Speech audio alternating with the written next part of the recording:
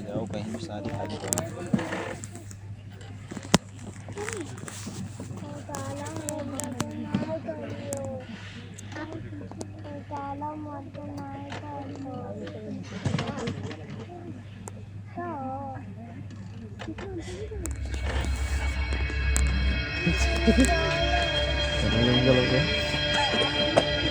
देवियों, सज्जनों और नन्हे दोस्तों, नए रूप में सुसज्जित कोलकाता के एमपी बिरला तारामंडल में आपका स्वागत है। सभ्यता के प्रारंभ से ही मानव मस्तिष्क रात के आकाश को देख अचंभित रहा।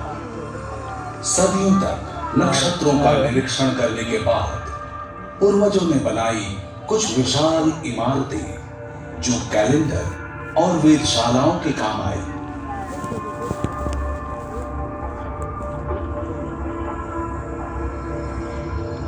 इंग्लैंड में लगभग 4000 साल पहले निर्मित स्टोनहेंज संभवतः अंग्रेजों की वेधशाला ही थी। प्राचीन माया सभ्यता द्वारा लगभग 1000 ईस्वी में निर्मित इस पिरामिड से नक्षत्रों और समय की गति का अध्ययन होता था।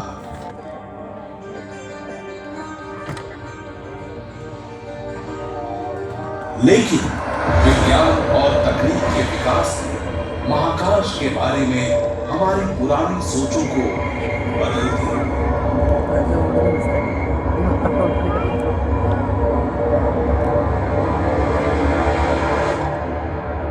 चलिए आज के समय की शुरुआत हम कोलकाता के क्षितिज पर हो रहे सूर्यास्त से करते हैं। संध्या काल का आकाश हमें संकेत देता है आने वाले अंधकार का।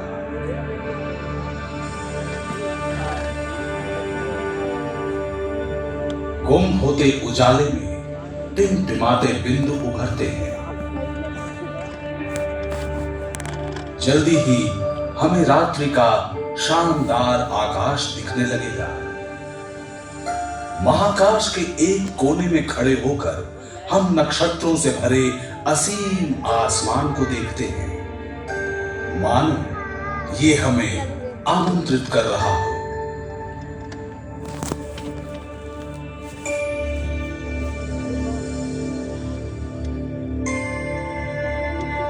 अगर हम गौर से देखें तो पाएंगे कि कुछ तारे जरा बड़े हैं और दूसरों की तरह टिमटिमाते भी नहीं हैं। सदियों पहले हमारे पूर्वजों ने देखा कि ये तारे एक वक्राकार पथ में आगे बढ़ते रहते हैं। हर रात, महीने दर महीने, प्राचीन ग्रीक पर्यवेक्षकों की नजर में ये थे घूमने वाले गतिशील ग्रह।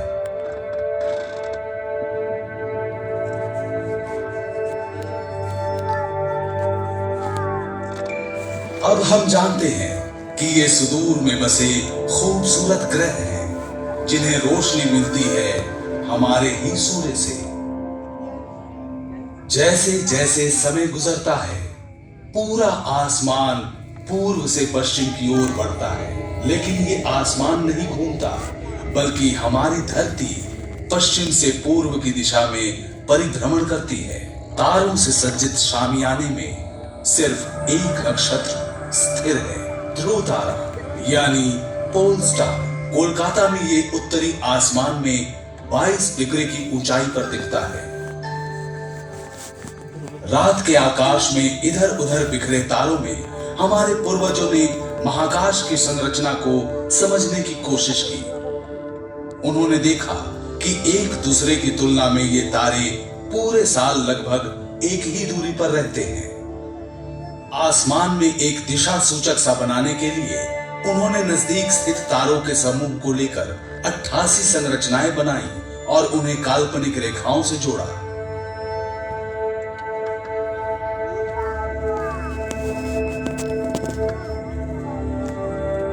मनुष्य ने अपनी विलक्षण कल्पनाओं द्वारा इन बिखरे तारों को जानी पहचानी आकृतियों से बदल दिया, जिन्हें तारामंडल कहा गया। ये प्राचीन नक्शे सदियों तक मानव को दिशा ज्ञान, सामुद्रिक यात्राओं और समय काल के अध्ययन में मदद करते रहे। इन तारामंडलों को लेकर मिथकीय कहानियां गढ़ी जाने लगी और महाकाश पर्यवेक्षकों ने उन्हें मौसम परिवर्तन, बाढ़ और फसलों की बुआई और कटाई से जोड़ना शुरू कर दिया। रात को दिखने वाले तारामंडलों में से सबसे स्पष्ट है कालपुरुष अर्थात ओरायन। तारों को आपस में मिलाकर जो आकृति बनी वो था ग्रीक मिथक का महान शिकारी ओरायन। इस शिकारी की कमर की सिधाई में दिखने वाले 3 चमकीले तारे दुनिया के कोने कोने में महत्व रखते हैं।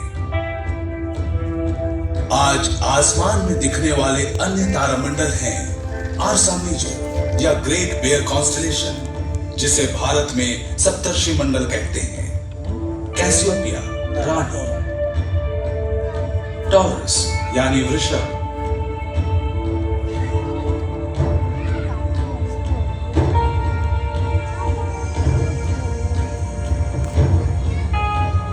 सिग्नस यानी हंस।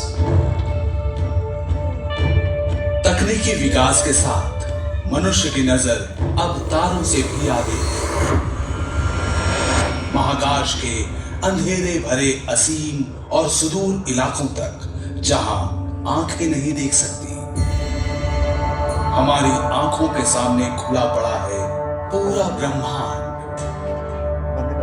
अपनी विभिन्न चीजों और अद्भुत अकल्पनीय घटनाओं से भरा हुआ ब्रह्मांड। इस ज्ञान के साथ मनुष्यों ने महाकाशीय घटनाओं के जन्म, इनकी अग्रगति और ब्रह्मांडीय पिंडों के विकास को समझने का और रात्रि आसमान में इनके रंगों और अजीब मौजूदगी को पहचानने का प्रयत्न किया है।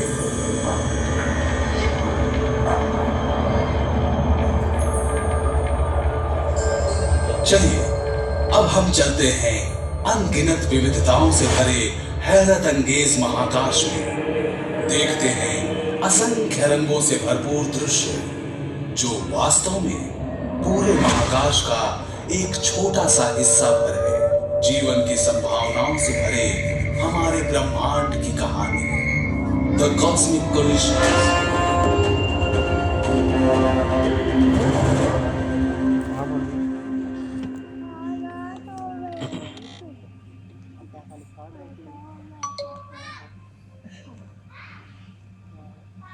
महाकाशीय सागर के एक किनारे खड़े होकर नक्षत्र बहुत शांत दिखते हैं।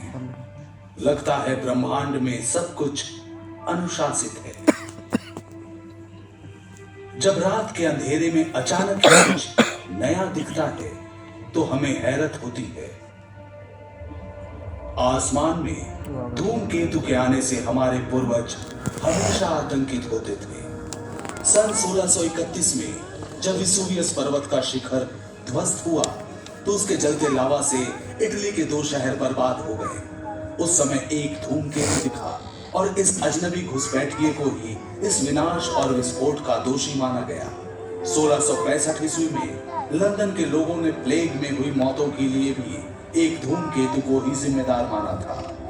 पहले लोग सोचते थे कि ऐसे धूमकेतु अशुभ होते हैं, किसी अनहोनी को जन्म देने वाले। आज हम जानते हैं कि धूमकेतु शुरू में सूर्य की परिक्रमा करने वाली बर्फीली चट्टानों के टुकड़े होते हैं, हमारे सौर मंडल के ग्रहों से काफी दूर। अगर इनमें से कोई सूर्य की गर्मी के नजदीक वाले परिक्रमा पथ में खींचा आता है तो बर्फीली सतह ठोस से गैस बन जाती है। पीछे छोड़ते हैं चट्टान और धूल से भरी मीलों लंबी पूंछ। लेकिन धूमकेतु की पूंछ के चट्टानी टुकड़े, जो उल्का पिंड कहलाते हैं, धरती के वातावरण से टकराएंगे। टकराते ही ये जल उठेंगे, ज्वलंत उल्काओं का स्रोत फूटेगा।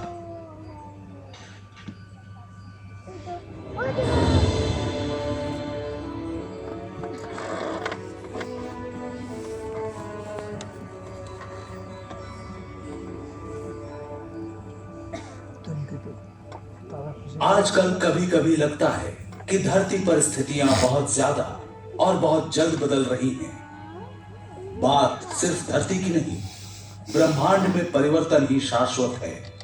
नक्षत्र, ग्रह, अन्य निहारिकाएं भी हमेशा गतिशील हैं, हमेशा ही गुरुत्वाकर्षण के चिरस्थायी बल से बंधी हुई हैं। कभी कभी ये आपस में टकरा जाते हैं।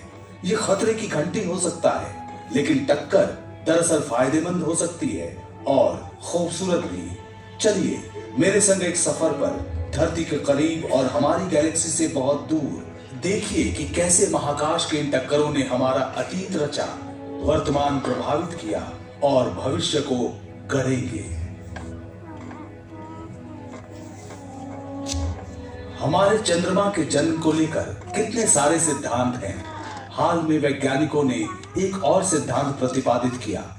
समय काल में पीछे चलते हैं 4.5 अरब साल पहले अतीत में, जानते हैं कि उनके अनुसार क्या हुआ था।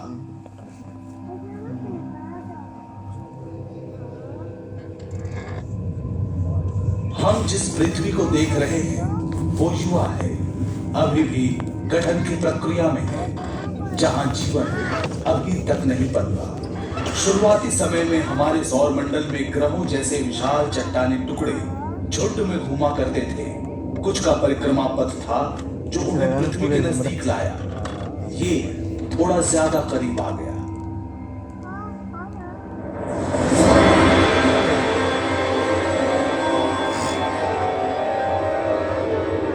इस टक्कर से पृथ्वी लगभग नष्ट हो गई।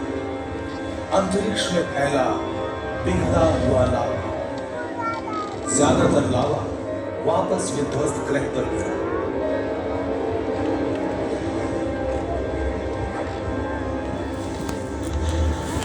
बाकी रह गया परिक्रमा पथ में, गुरुत्वाकर्षण के कारण बाहरी महाकाश में नहीं जा पाया।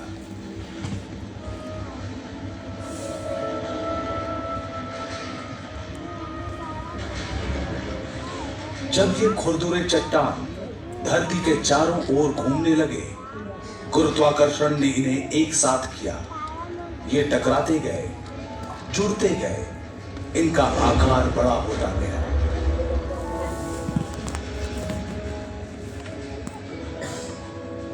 कुछ ही सप्ताहों में ये टुकड़े जुड़कर विशाल और विशाल हो गए।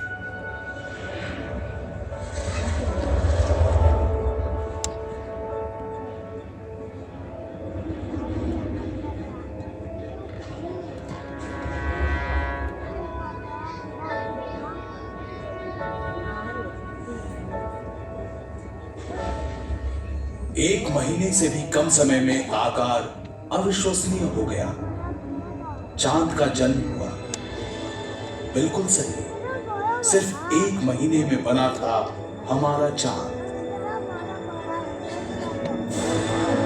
ये है आज का चंद्रमा। सोचकर अचरज होता है कि एक भयानक टक्कर के कारण आज रात का आसमान चांदनी बिखेरता है, लेकिन ये सच है।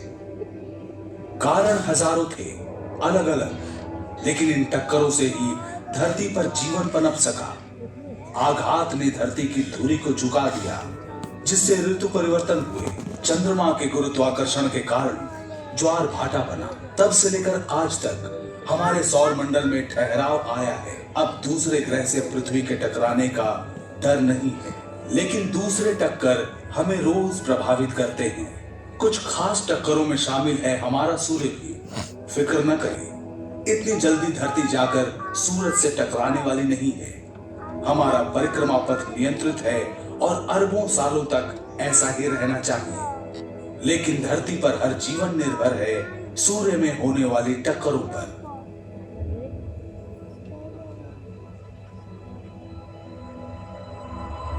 सूर्य एक नक्षत्र है, रात को दिखने वाले दूसरे तारों जैसा।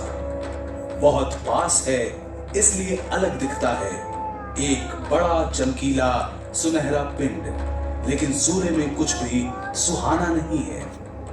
ये जो गहरे निशान देख रहे हैं सौर धब्बे हैं। प्रत्येक धब्बे का आकार पृथ्वी जितना।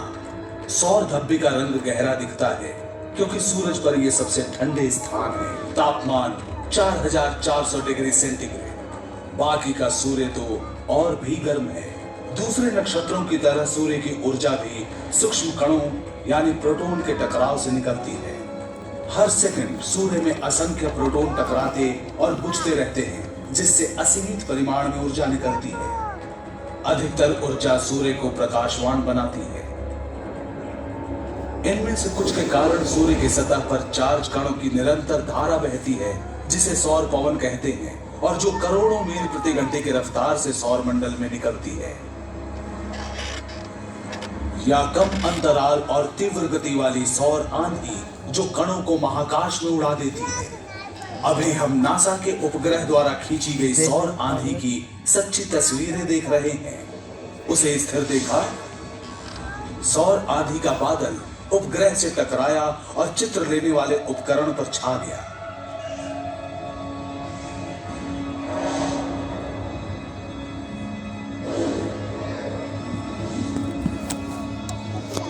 सौर पवन का झोंका हर दिन हर पल सौर मंडल के ग्रहों के पार जाता है।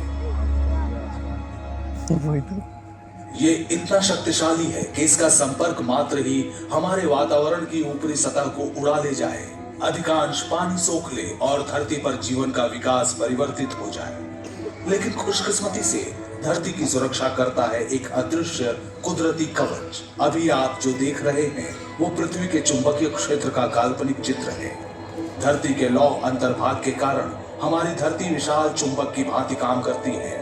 कुछ चीजों को आकर्षित, कुछ को विकर्षित करती है। ये कवच सौर पवन से धरती को बचाता है, लेकिन कुछ कण इस चुंबकीय बाधा को पार कर जाते हैं और पहुंच जाते हैं उत्तरी तथा दक्षिणी ध्रुवों पर। परिणाम देखने लायक होता है। शानदार जगमगाते रंगीन पर्दे, इसे कहते हैं ध्रुवीय ज्योति। सौर पवन और सौर आंधी से निकले आवेशित कण जब धरती के ऊपरी वातावरण से टकराते हैं, तब वातावरण में मौजूद गैस आलोकित हो उठते हैं।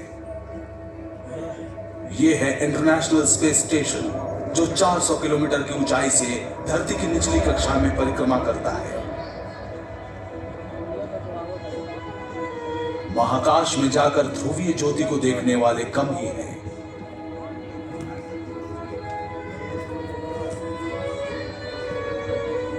जिस टक्कर के कारण ये ज्योति निकलती है वो धरती की सतह से 100 से 480 किलोमीटर के बीच होती है, जहाजों के उड़ान पथ से भी ऊंचा।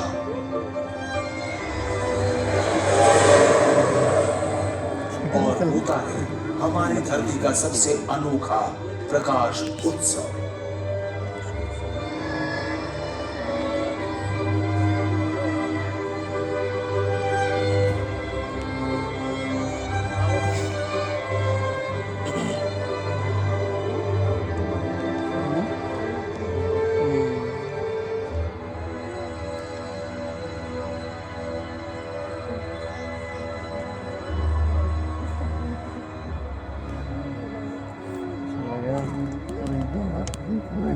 लेकिन जैसा कि हम देख चुके हैं, हर टक्कर का परिणाम खूबसूरत और हानि रहित नहीं होता। उनमें से एक के कारण अविस्मरणीय घटना हुई और धरती पर जीवन का क्रम बदल गया। इसकी शुरुआत हुई वहां जहां एस्टेरॉयड सूर्य की परिक्रमा करते हैं। सौर मंडल के प्रारंभिक 20-30 लाख वर्षों में जब ग्रह बन रहे थे, तब जो चट्टान और धातु के टुकड़े छूट गए, उनसे बने एस्टेरॉयड। ज्यादातर एस्टेरॉयड दिखाई देने वाले कक्ष में घूमते हैं, जो स्थित है मंगल और बृहस्पति के बीच। कुछ और भी करीब हो सकते हैं। किसी भी साल लाखों में एक मौका हो सकता है कि एस्टेरॉयड धरती से टकराएगा, लेकिन 6.5 करोड़ साल पहले एक टकराया था।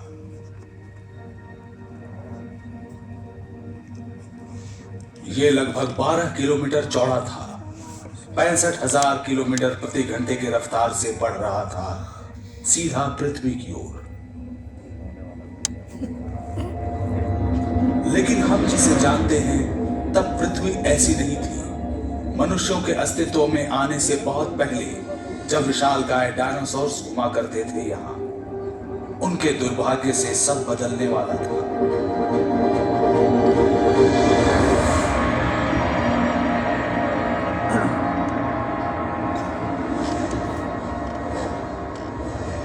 आज जहां मेक्सिको है, ये एस्टेरॉयड वहां टकराया, आग का गोला फूटा, जहां तक नजर जा सकती सब कुछ जलकर राख हो गया। धरती और चट्टानों के टुकड़े भाप बनकर अंतरिक्ष में उड़ गए। जब इन धातुओं की वापस बारिश हुई, वातावरण गर्म हो गया। प्रज्वलित मलबा धरती से आकर टकराता रहा बार बार। हर चीज जिसमें आग लग सकती थी वो जल गई। 1 घंटे तक धरती में चारों ओर तापमान 300 डिग्री सेंटीग्रेड से भी अधिक हो गया, किसी भट्टी के समान गर्म। चारों ओर धुआं और राख फैल गई। 6 महीने तक इतना अंधेरा कि अधिकतर पौधे न उग सके।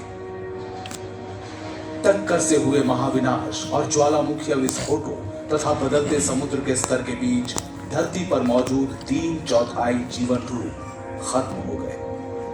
डायनासोर्स का दौर खत्म हो गया था, लेकिन जीवन नहीं रुकता और उस बार भी जीवन बचा। कुछ डायनासोर्स बच गए, क्रमिक विकास होकर बन गए आज के पक्षी। कुछ स्तनपायी भी बचे, इनका भी नया उद्भव हुआ। सच तो यह है कि वो टक्कर ना होती तो हमारा वर्तमान भी ऐसा ना होता। क्या ऐसी टक्कर फिर से हो सकती है? एस्टेरॉयड अभी भी है। अगर कोई एक सामने आ जाए तो हम क्या करेंगे? इन्हें उड़ा देना कारगर नहीं, छोटी चट्टानों का झुंड टूट पड़ेगा हम पर। लेकिन वैज्ञानिक सालों से इन एस्टेरॉयड के अध्ययन और निरीक्षण में लगे हैं। उन्होंने सुझाया है सरल उपाय। गुरुत्वाकर्षण बल का प्रयोग कर हम उनका रास्ता बदल सकते हैं। ये कुछ इस प्रकार काम करेगा। अगर आप एक स्पेसक्राफ्ट को एस्टेरॉयड के पास से उड़ाएं, तो स्पेसक्राफ्ट का लघु गुरुत्वाकर्षण भी एस्टेरॉयड को थोड़ा ही सही खींचकर उसके गतिपथ को बदल सकता है। सालों लग सकते हैं, लेकिन धीरे धीरे एस्टेरॉयड दूसरे गतिपथ में चला जाएगा और क्रमशः पृथ्वी से सैकड़ों मील दूर चला जाएगा।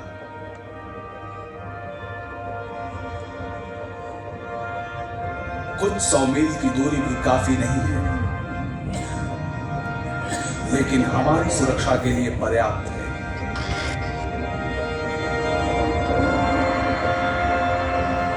आज ये सिर्फ एक सोच है, लेकिन सही लगती है। वैज्ञानिक कहते हैं हमारे लिए यही सर्वश्रेष्ठ उपाय है। किसी दिन आप में से कोई एक और बेहतर उपाय सोच लेगा, जो महाकाश के इन अजूबों से धरती की सुरक्षा कर पाएगा।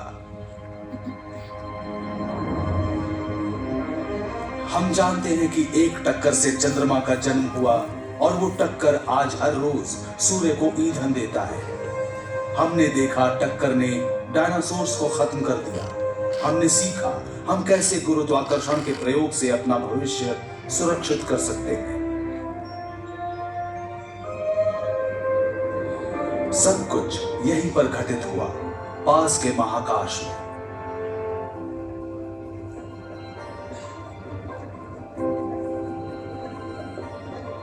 लेकिन बाकी ब्रह्मांड का क्या और भविष्य का क्या? महाकाशीय टक्करों का क्या असर होगा हम पर?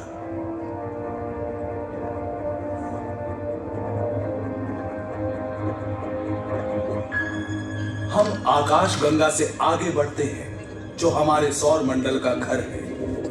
आकाश गंगा हजारों अरबों नक्षत्रों और खरबों दूसरे ग्रहों का, साथ साथ गैस और धूल के विशाल समूहों का भी घर है।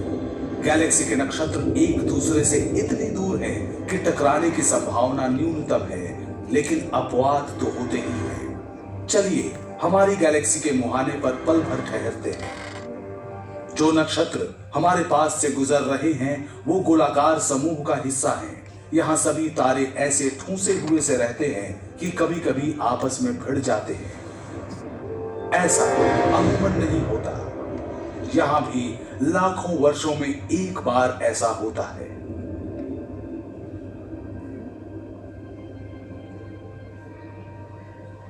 चलिए हम आकाश गंगा से निकलते हैं और जल्दी से पूर्वालोकन करते हैं कि हमारी गैलेक्सी, हमारे ब्रह्मांड के भविष्य में क्या है।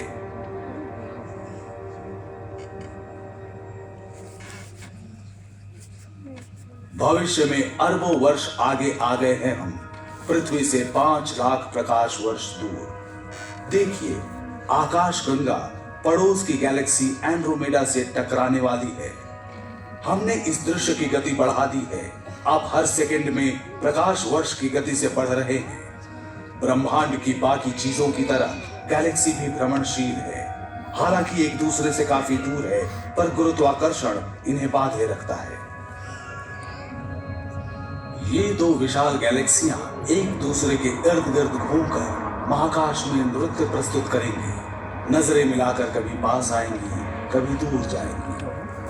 इन गैलेक्सियों में नक्षत्र और ग्रह दरअसल टकराते नहीं हैं। ये बहुत दूर होते हैं। वैज्ञानिक मानते हैं कि ये पास आकर गुजर जाएंगे। आपस में टकराएंगे गैस और धूल, जिनसे दोनों गैलेक्सी भर जाएंगी।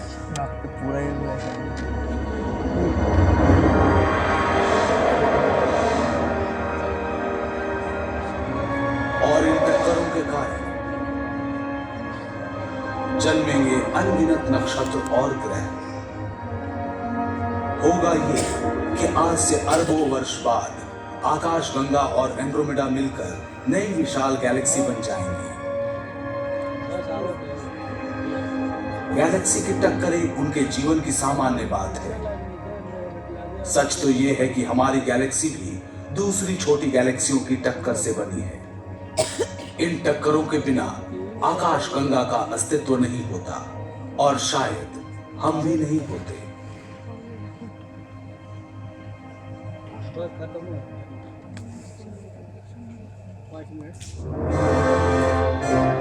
महाकाश की अचरज भरी चकाचौंध वाली टक्करों ने उन चीजों को बनाया जो हमें यूं ही मिल गई। चमकता चांद, सूर्य की गर्मी और प्रकाश, बदलती ऋतुएं, किनारों को छूकर भागती सागर की लहरें। इन टक्करों ने डायनासोर्स को खत्म किया, ब्रह्मांड का नक्शा बदल दिया, गैलेक्सियों को फिर से गढ़ा, नए सितारों, नई दुनियाओं को जन्म दिया। निरंतर विकसित हो रहे विशाल ब्रह्मांड का क्षुद्रतम हिस्सा है हम। कभी लगता है एक छोटे सफर के राही है हम, लेकिन हम खोज पर निकले हैं निरंतर बदलते ब्रह्मांड को समझने की कोशिश में। और कुछ नहीं पता कि टकरावों के चलते बनते बिगड़ते इस ब्रह्मांड में हमारी अदम्य जिज्ञासा के कारण अगली बार किस सच से टकराएंगे हम।